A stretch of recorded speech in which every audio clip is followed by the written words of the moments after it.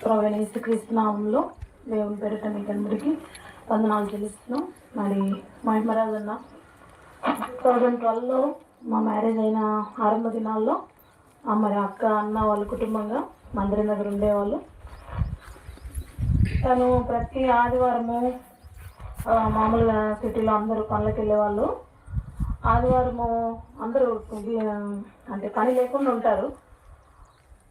ఆ రోజు బాగా జరుగుతుంది తనకు వ్యాపారం. తను పచ్చళ్ళ వ్యాపారం చేసేవాళ్ళు. సండే ఎక్కువ వ్యాపారం జరిగినప్పటికీ కూడా తను ఆదివారం మాత్రము నేను వ్యాపారం వేయనని చెప్పి పక్కకు పెట్టేవాడు.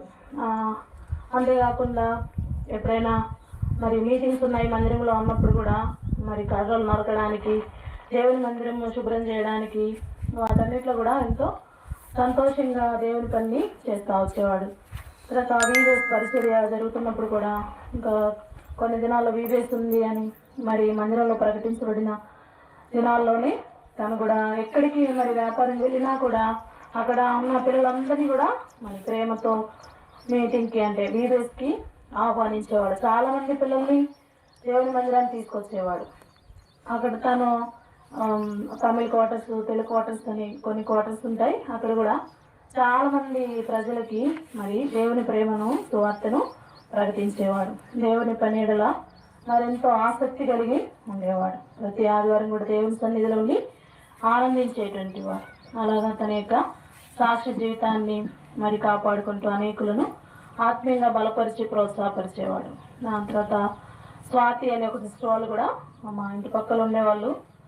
వాళ్ళు ఆమె విశ్వాసం ఉంచినప్పుడు కూడా ఆమె దగ్గరికి వెళ్ళి గట్టిగా వాక్యం చెప్పి నువ్వు దేవుని విశ్వాసం ఉంచు, దేవుని దీవిస్తాడు అట్లని చెప్పేవాడు. అలాగా అనేకుల కొరకు ప్రార్థన చేస్తూ దేవుని యొక్క పరిచర్యలో ఎంతో సహకారంగా ఉండి అనేకుల్ని బలపరిచే పరిచర్యలో దేవుని స్తుతించి ఆనందించేటువంటి వాడు.